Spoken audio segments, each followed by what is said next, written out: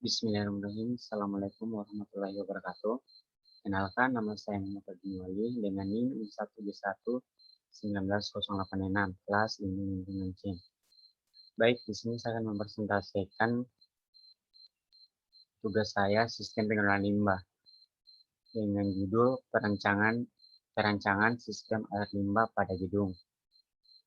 Selanjutnya,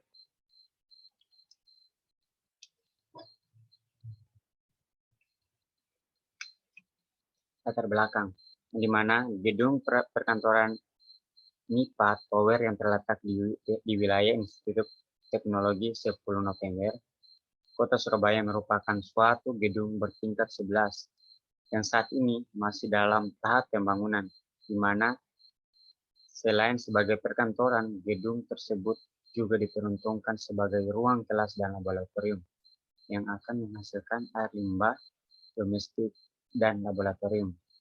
Akan tetapi, hingga saat ini, gedung perkantoran tersebut belum memiliki unit pengolahan air limbah. Di kota Surabaya sendiri, belum terdapat suatu pengolahan air limbah kota secara terpusat, sehingga pengelolaan air limbah secara setempat masih menjadi pilihan untuk mengatasi permasalahan tersebut. Selain air limbah domestik, terdapat juga air limbah laboratorium. Air limbah laboratorium ini sangat kompleks sifatnya, terdiri dari sisa-sisanya bahan kimia yang selesai digunakan, atau air bekas cucian, peralatan, maupun sisa-sisa sampel yang diuji pada saat dalam laboratorium. Ada yang merupakan senyawa organik maupun anorganik, ada bersifat basa maupun asam, iritatif, reaktif, dan logam berat yang bersifat racun.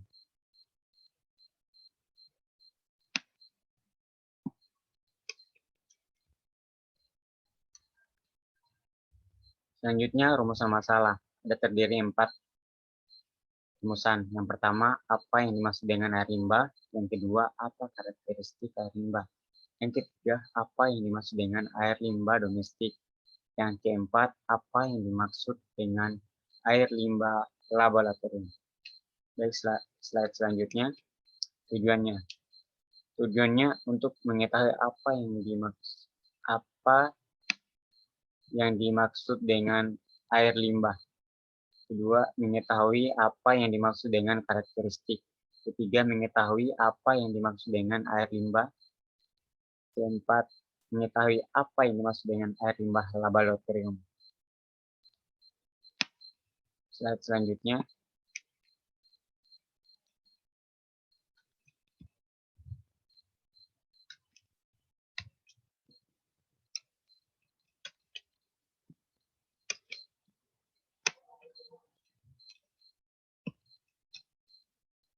Air limbah.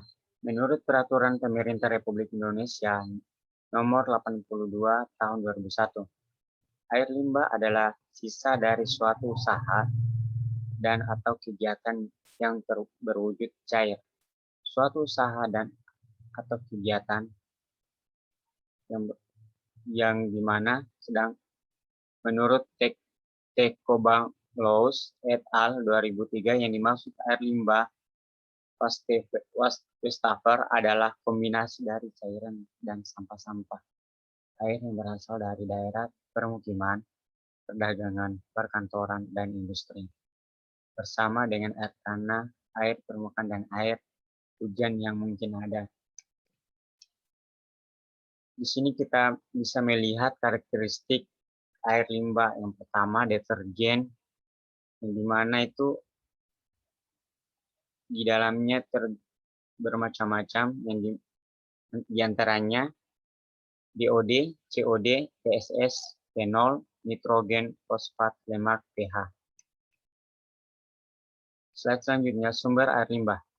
Air limbah domestik rumah tangga yang berasal dari perumahan, perdagangan, dan rekreasi. Yang kedua, air limbah industri. Ketiga, air limbah tambahan atau rembesan dan limpasan air. hujan. Mohon maaf, ada gangguan di luar, anak-anak yang sedang main. Baik, slide selanjutnya.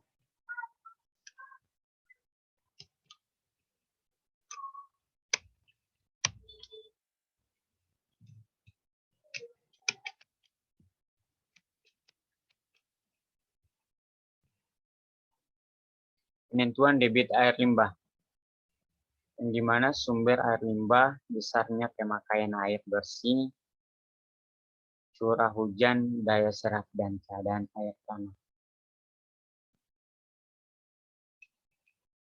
Air limbah domestik. Air limbah domestik adalah limbah yang berasal dari usaha dan atau kegiatan pemukiman, real estate, rumah makan, restoran, perkantoran, perniagaan, apartemen, dan asrama. Kualitas suatu air limbah akan dapat terindikasi dari kualitas parameter kunci, di mana konsentrasi parameter kunci tidak melebihi dari standar baku mutu yang ada sesuai dengan peraturan perundang-undangan yang berlaku. Selanjutnya, air limbah laboratorium. Laboratorium kimia, sekolah, atau institusi merupakan satu penghasil limbah cair, padat maupun gas, walaupun kuantitas dan frekuensi limbah laboratorium, sekolah, atau institut termasuk kecil. Karena kenapa? Kandungan bahan pencemar yang dimiliki bervariasi. Bahkan ada yang mengandung bahan buangan yang sangat berbahaya. Selanjutnya, jenis-jenis bahan kimia yang umum dipakai antara lain bahan kimia bersifat asam, basa, dan anorganik. Dan proses pengolahan limbah laboratorium didahului dengan proses pengolahan pre-treatment secara kimiawi, kemudian baru dilanjutkan dengan pengolahan secara biologis. Untuk limbah yang bersifat biodegradabel, pengolahan limbah cair secara kimia yang sering diterapkan adalah disinfeksi, pengendapan metode terparut, persipitasi, koagulasi, destabilisasi, kaloid, oksidasi, dan ion oksani.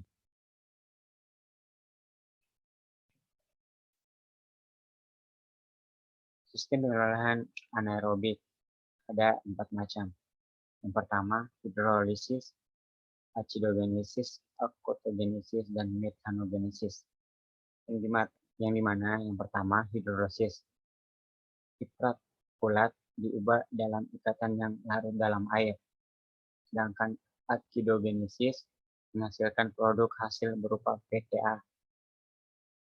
Akutogenesis mengubah produk akutogenesis menjadi asetat. Yang keempat, metagenesis mengubah asetin menjadi metan dan karbon dioksida.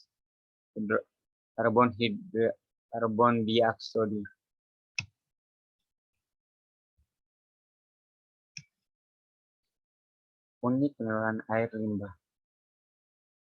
Abrasi strap memisahkan minyak dan limbah yang terkandung dalam limbah.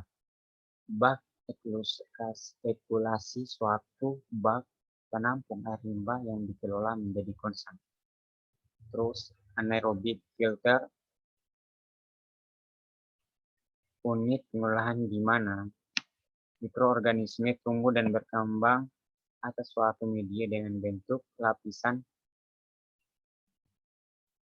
lendir untuk mereka di atas permukaan media kehadiran udara.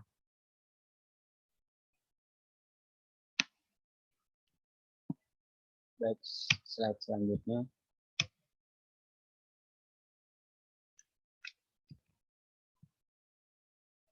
Filtrasi merupakan proses alami yang terjadi dalam tanah, di mana air tanah melewati media berbutir yakni tanah, dan terjadilah proses penyaringan. Proses alam ini kemudian diadaptasi dan dikembangkan rekayasa dalam bentuk unit filter.